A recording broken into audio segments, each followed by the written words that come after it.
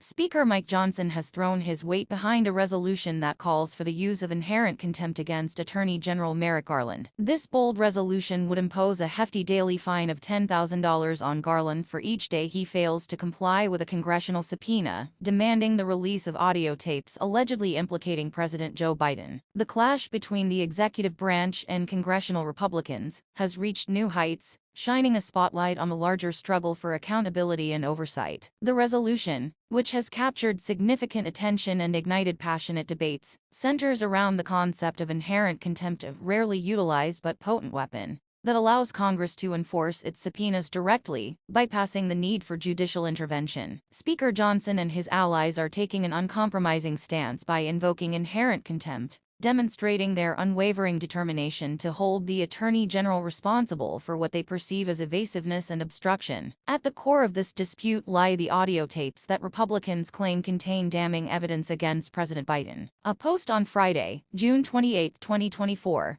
asserts that these tapes unveil discussions that could have relevance to ongoing investigations into the president and his administration. In a bold and daring move, Attorney General Garland has been summoned to produce the elusive tapes, a demand that remains unmet thus far. Speaker Johnson's endorsement of the inherent contempt resolution marks a significant escalation in the ongoing power struggle. By throwing his weight behind the resolution, Johnson not only seeks compliance with the subpoena, but also aims to assert the might of Congress in a grander scheme. The proposed daily fine of $10,000 is a relentless tactic intended to exert unyielding pressure on Garland, forcing him to heed the calls of the legislative branch. Detractors of the resolution argue that it is driven by political motives, a calculated attempt to undermine both the Attorney General and the President, rather than serving genuine oversight purposes. They warn that such measures could set a perilous precedent, fostering further division and strife between the branches of government. Supporters, on the contrary, argue that the resolution is an imperative response to an executive branch that has repeatedly snubbed or resisted congressional oversight endeavors. Throughout American history, the utilization of inherent contempt has been a rarity,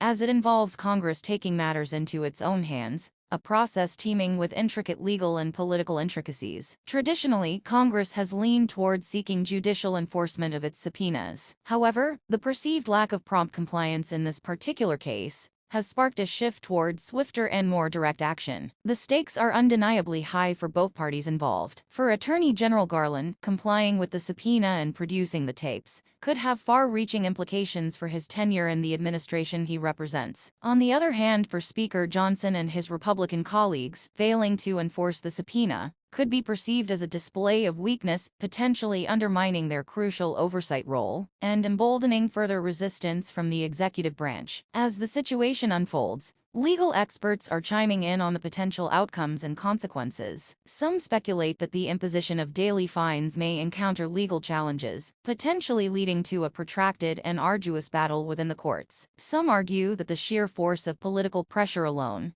could be enough to ensure compliance, especially considering the hefty financial penalties at stake. Furthermore, the resolution also places a magnifying glass on the actual content of the tapes themselves. Should they see the light of day, these tapes could provide a wealth of material for ongoing investigations and potentially reshape the entire political landscape. However, if these tapes remain hidden from public view, the controversy and speculation surrounding them will undoubtedly persist, adding fuel to the fire of partisan discord. In a larger context, Speaker Johnson's bold move reflects a growing trend towards assertive oversight tactics by Congress, fueled by mounting frustration with what is perceived as